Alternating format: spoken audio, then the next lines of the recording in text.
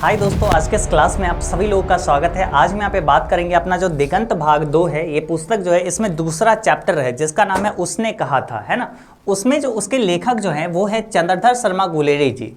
और आज हम लोग चंद्रधर शर्मा गुलेरी जी का जीवन परिचय हम लोग देखेंगे। इनके बारे में, ये जो चंद्रधर शर्मा गुलेरी जी जो लेखक हैं, इनके बारे में अच्छे से सारा चीज़ हम लोग जानेंगे, है ना। यानी लेखक परिचय, जीवन परिचय बोलो, ये सारा अच्छे से आज हम लोग देख लेंगे। इनका जन्म कब हुआ, निधन कब हुआ, इनका कौन कौन सी रचनाएं हैं, कौन कौन सा सम्मान मिला, या फिर इनके बारे में और सारी बातें जो आपको जानना चाहिए आपके एग्जाम के पॉइंट ऑफ व्यू से, या फिर इनको जानने के पर्पज से भी बात करें तो वो हर एक चीज़ आपको बता देने वाले हैं। शुरू से लेकर अंत तक जितना आपको इनके बारे में जानना चाहिए ना, वो सभी बातें आज के इस क्लास में है आपके पास। अगर अभी क्लास 12 में है और आपका चैप्टर नंबर 2 जो है उसने कहा था, उसके बारे में आपको पढ़ना है तो निश्चित रूप से ये पढ़ना होगा, या फिर अन्य काफ़ी सारे बोर्ड में इनके जो रचनाएं हैं और इससे संबंधित आपको इनके बारे में याद करना होता है, समझना होता है। तो आज आइए इनके बारे में अच्छे से जान लेते हैं। इनके बारे में इतना आप जान लोगे आप काफ़ी है इसके बारे में, ठीक है। चंद्रधर शर्मा गुलेरी जी के बारे में एक एक चीज़ हम लोग डिटेल से आज हम लोग जानेंगे। तो चलिए अच्छे से शुरू करते हैं और अच्छे से सारा चीज़ देखते हैं। नमस्कार, मेरा नाम है आदित्य और आज के इस क्लास को हम लोग शुरू करते हैं। चलो सबसे पहले यहाँ पे बात करते हैं अपना लेखक जो है। लेखक हैं कौन? चंद्रधर शर्मा गुलेरी जी। लेखक का नाम क्या है? लेखक जो है चंद्रधर शर्मा गुलेरी जी। अब जो इनके जन्म के बारे में बात करें तो इनका जन्म होता है 7 जुलाई 1883 को। चंद्रधर शर्मा गुलेरी जी, ठीक है। क्या है? चंद्रधर शर्मा गुलेरी जी। आइए इनके बारे में एक एक चीज़ हम लोग अच्छे से जानते हैं, अच्छे से आपको भी बताएंगे डिटेल से, ठीक है। चंद्रधर शर्मा गुलेरी जी, ठीक है। चंद्रधर शर्मा गुलेरी जी हुए। अब बात करें तो इनका जन्म के बारे में अगर बात करें, ठीक है, इनका दो चीज़ के बारे में आपको जानना होगा। इनका जन्म कब हुआ और इनका निधन कब हुआ, ठीक है। ये दो चीज़ तो आपको जानना होगा। तो देखो, जन्म इनका हुआ 7 जुलाई 1883 को। कब हुआ था जन्म इनका? हुआ है कब? 7 जुलाई 1883 को, ठीक है। 7 जुलाई 1883 को इनका जन्म हुआ था। इनका निधन कब हुआ था? इनका निधन हुआ था 12 सितंबर 1922 को। कब हुआ था? 12 सितंबर, ठीक है, सितंबर 1922 को। 12 सितंबर 1922 को इनका निधन हुआ था, ठीक है। तो ये दो डेट आपको याद होना चाहिए। जन्म स्थान इनका कहाँ था? तो जन्म स्थान जो था वो था जयपुर, राजस्थान। इनका जन्म कहाँ पे हुआ था? इनका जन्म जो हुआ था वो हुआ था कहाँ पे? जयपुर, जो कि पड़ता है जयपुर कहाँ पे? राजस्थान में। कहाँ पे? राजस्थान में, ठीक है। तो जयपुर राजस्थान में इनका जन्म हुआ था। कब? 7 जुलाई 1883 को, ठीक। अगर बात करें ये रहते कहाँ पे थे, ये रहते कहाँ थे चंद्रधर शर्मा गुलेरी? तो देखिए इनका नाम में लास्ट में गुलेरी लिखा हुआ है। तो ये जो है ना, मूल निवासी कहाँ के थे? ये बेसिकली जो थे ना, मूल निवासी थे गुलेर नामक ग्राम में, ठीक है। गुलेर, यहाँ पे देखिए इनका गाँव, ये इनका नाम के लास्ट में क्या है? गुलेरी। तो इनका गाँव, मूल निवासी ये थे गुलेर नामक ग्राम के, जो कि पड़ता है कहाँ पे? कांगड़ा जिले में पड़ता है। और कांगड़ा जिला कहाँ पे पड़ता है? हिमाचल प्रदेश में पड़ता है, ठीक है। तो बेसिकली ये कहाँ के थे, मतलब ये जो मूल निवासी ये कहाँ के थे? तो गुलेर, जो कि कांगड़ा में पड़ता है और वो पड़ता है कहाँ पे? हिमाचल में, ठीक है, हिमाचल प्रदेश में, ठीक है। इनका जो है बेसिकली जन्म हुआ था जयपुर राजस्थान में। ये मूल निवासी थे गुलेर नामक ग्राम में, जो कि कांगड़ा जिले में पड़ता है और वो कांगड़ा पड़ता है हिमाचल प्रदेश के अंदर, ठीक है। तो ये आप इनके बारे में जान चुके हैं। अब इनके माता का नाम और पिता का नाम क्या है? तो पिता का नाम है पंडित शिवराम, ठीक है, पंडित शिवराम। पिता का नाम क्या है? पंडित शिवराम। और माता का नाम है लक्ष्मी देवी, ठीक है। माता का नाम है लक्ष्मी देवी और पिता का नाम है पंडित शिवराम, ठीक है, जो कि पंडित शिवराम के तीसरी पत्नी, उनके यहाँ बेटा थे, ठीक है। ये जो है कौन? चंद्रधर शर्मा गुलेरी जी।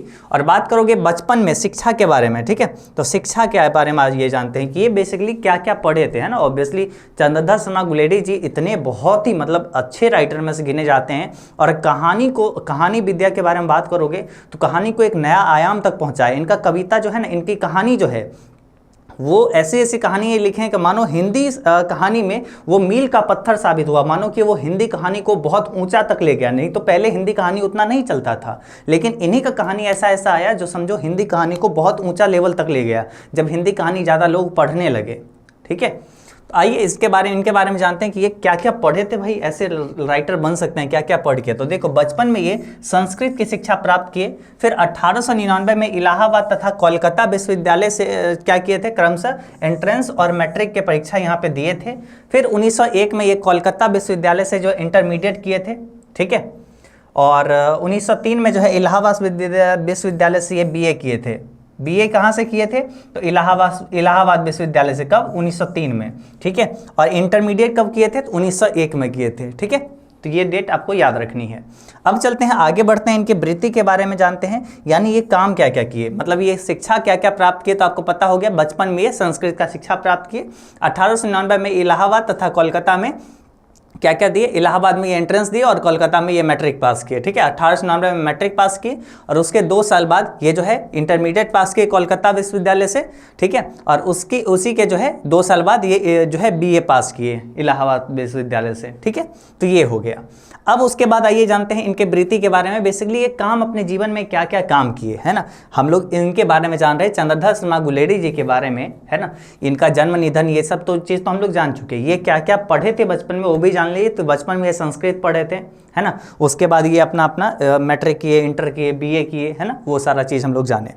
अभी उसके बाद चलो देखते हैं इनकी जो वृत्ति क्या क्या है। तो देखो, 1904 में ये जो है ना जयपुर दरबार की ओर से खेतरी के नाबालिग राजा जय सिंह के जो अभिभावक बनकर मेयो कॉलेज अजमेर में आ गए थे। मेयो कॉलेज अजमेर में किनके अभिभावक बन के, तो ये जो थे खेतरी के नाबालिग राजा जय सिंह के अभिभावक बनकर। ठीक है, नाबालिग राजा थे खेतरी के। ठीक है, वो नाबालिग थे, मतलब एक तरीके से 18 साल से कम उम्र के थे, लेकिन वो जय सिंह जो है राजा थे, तो उन्हीं के जो अभिभावक बनके, उन्हीं के बड़े गार्जियन बनके वो आए थे, अजमेर में आ गए। ठीक है, मेयो कॉलेज अजमेर में आ गए थे उन्हीं के साथ रहने।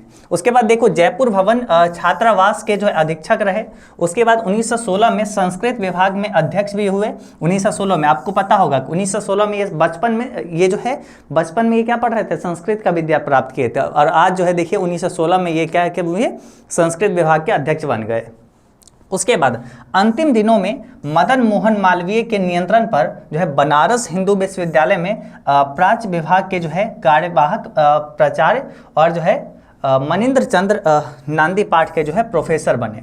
ठीक है, तो ये कुछ इनकी वृत्ति है जिसको आप अच्छे से ध्यान रख सकते हैं कि ये अपने जीवन में क्या क्या कार्य किए, है ना। इनका जन्म निधन, इनके माता पिता ये सब जान चुके हैं। ठीक है, ये क्या पढ़े वो भी जान चुके, ये कुछ काम जो किए थे तो वो भी आप जान गए कि खेतरी के नाबालिग राजा जो है जय सिंह उसके अभिभावक बन के मेयो कॉलेज अजमेर में ये आए थे।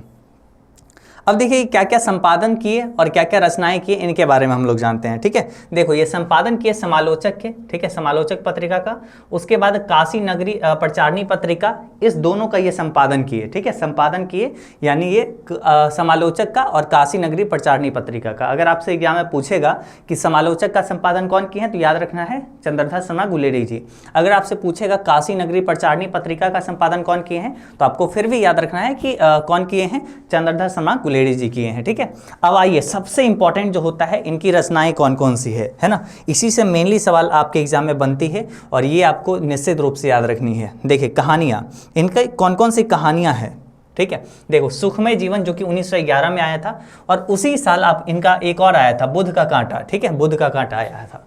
ये दो कहानी इनका जो है ना एक ही साल में आया था, और उसके जो है मात्र जो है कितने साल बाद, 4 साल बाद इनका एक और कहानी आता है, उसने कहा था, जो कि बहुत ही ज़्यादा फेमस हुआ था, है ना। उसने कहा था ऐसी कहानी है जो कि मानो हिंदी कहानी का मील का पत्थर साबित हुआ, है ना। ये कहानी बहुत ज़्यादा ही चला, और इतना चला कि कहानी, हिंदी कहानी बहुत ज़्यादा चलने लगा उस समय। ठीक है, बहुत सारे लोग अलग अलग कहानियां भी पढ़ने लगे, है ना। इनके एक कहानी के चलते बहुत सारी कहानियां उस समय चलने लगी थी, है ना। जैसे होता है ना, कोई एक अगर पंजाबी गाना बहुत चलने लगा उसके कारण लोग अन्य पंजाबी गाना सुनने लगते हैं, एक हरियाणी गाना चला तो सब लोग और हरियाणी गाना सुनने लगते हैं। तो वैसे ही इनका जो कहानी इतना फेमस हुआ, इसके चलते और हिंदी कहानी लोग पढ़ने लगे कि नहीं इतना ही अच्छा होगा, है ना। और सच में उसने कहा था इतना प्यारा, इतना ज़बरदस्त कहानी है जिसपे ऑलरेडी मूवी बना हुआ है, और अगर अभी भी अगर नया सीरीज अगर मूवी बनाया जाए तो वो मूवी सुपर डुपर हिट होने वाली है ना। ऐसा इनका ये कहानी है। तो ये 3 कहानियां लिखी और ये 3 कहानियों का नाम आपको याद हो गया, सुखमय जीवन, बुद्ध का कांटा और उसने कहा था। ठीक है, ये इनकी 3 कहानियां हैं। निबंध भी ये लिखे थे। तो निबंध में इनका है, देखिए, प्राच्य विद्या है, इतिहास है, पुरातत्व है, भाषा और विज्ञान जो है प्राचीन, ये जो है ना, मतलब देखिए ये सब टॉपिक का नाम है। इस सब भाषा, इस सब टॉपिक पे वो अपना निबंध लिखे थे। कौन कौन सा टॉपिक? प्राच्य विद्या, इतिहास, पुरातत्व, भाषा, विज्ञान और जो है समसामयिक विषयों पर ये निबंध लिखे थे। ये सब विषय पर वो निबंध बहुत सारे लिखे थे। ठीक है, अपने पास चंद्रधर शर्मा गुलेरी जी। अब देखिए इनका निबंध कुछ कुछ कौन कौन सा है, देखो, कछुआ धर्म, ठीक है, याद रखिएगा।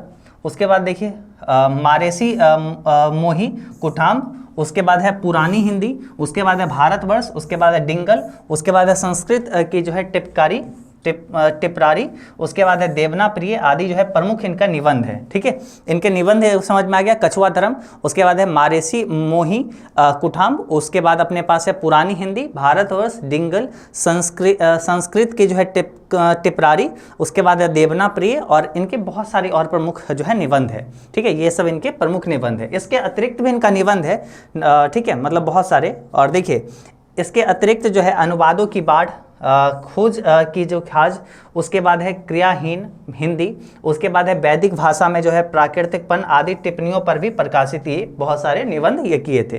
ठीक है, उसके बाद देखिए इनके और कुछ कुछ यहाँ पे डिटेल्स है, चलिए वो जानते हैं। देखिए अंग्रेजी में ए पोएम बाय वॉस और ए कमेंट्री ऑन वात्सल्य कामसूत्र द लिटरेरी क्रिश्चियनिज्म आदि पर ये निबंध लिखे थे। ठीक है, मतलब देखिए अंग्रेजी में ए पोएम बाय वॉस इन्हीं का है, और एक कमेंट्री ऑन वात्स्यांश कामसूत्र, और उसके बाद है दी लिटरेरी क्रिटिसिज्म।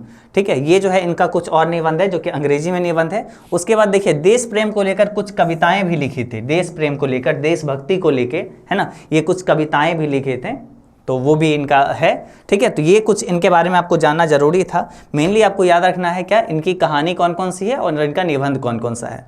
अब देखिए कुछ और जानकारी जो कि आपको निश्चित रूप से याद रखना है, वो आपको बताए हुए भी थे। यहाँ प्रस्तुत कहानी जो है उसने कहा था, जो बच्चे उसने कहा था कि लेखक परिचय देख रहे हैं वो समझे कि उसने कहा था जो उनकी अमर रचना है। यह जो है हिंदी कहानी के विकास में मील का पत्थर, क्या चीज़, मील का पत्थर मानी जाती है। उसने कहा था जो है मील का पत्थर मानी जाती है हिंदी कहानी के विकास में।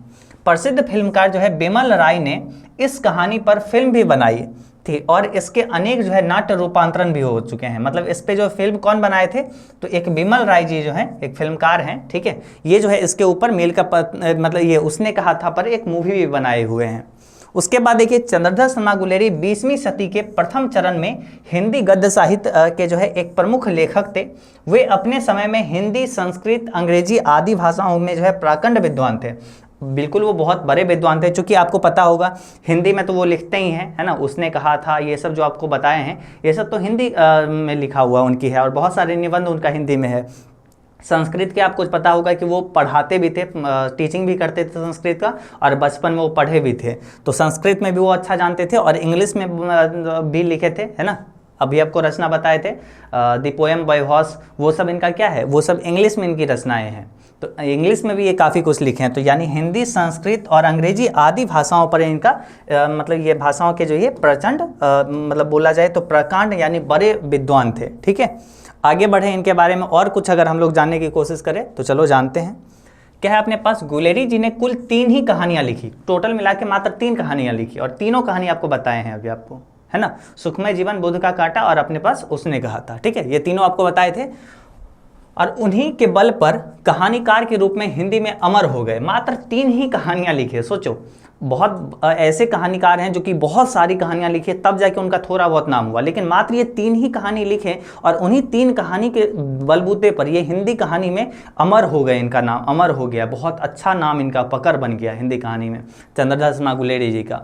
उनकी कहानियाँ जो है विषय वस्तु, भाषा शैली और शिल्प के कारण अपने समय में बहुत आगे की रचना प्रतीत होती है और हिंदी कहानी के विकास में इनका प्रत्यक्ष और परोक्ष रूप से प्रभाव पड़ा है। बिल्कुल सही बात है कि हिंदी कहानी में बहुत प्रभाव इनकी कहानियों से पड़ा है और स्पेशली उसने कहा था तो बहुत ज़्यादा ही मतलब इनका वैसा वाला रचना है जो कि बहुत ज़्यादा उसके चलते ये फेमस हुए थे, है ना। अब देखिए इनका जो प्रस्तुत कहानी है, जो बच्चे उसने कहा था कि लेखक पर्चे देख रहे हैं उनके लिए मतलब ये चीज़ जाना जरूरी है, और जो बच्चे देख रहे थे कि बेसिकली चंद्रदास शर्मा गुलेरी जी के जीवन परिचय हमको समझना है तो वो तो समझ चुके हैं, है ना। देखिए उस प्रस्तुत कहानी जो है उसने कहा था उनकी अमर रचना है। यह जो है हिंदी कहानी के विकास में मील का पत्थर मानी जाती है, जो कि आपको ऑलरेडी हम बता दिए हैं, ठीक है, मील के पत्थर मानी जाती है, ठीक है।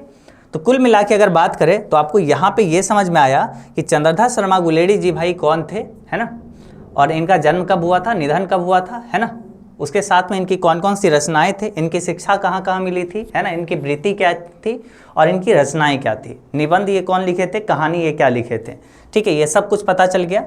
और ये जन्म और ये निधन, और इनका जन्म जयपुर राजस्थान में हुआ था, ये याद रखिएगा, और ये मूल निवासी कहाँ के थे, बेसिकली ये निवास स्थान इनका था गुलेर, कांगड़ा जिला में, जो कि हिमाचल प्रदेश में पड़ता है, ठीक है।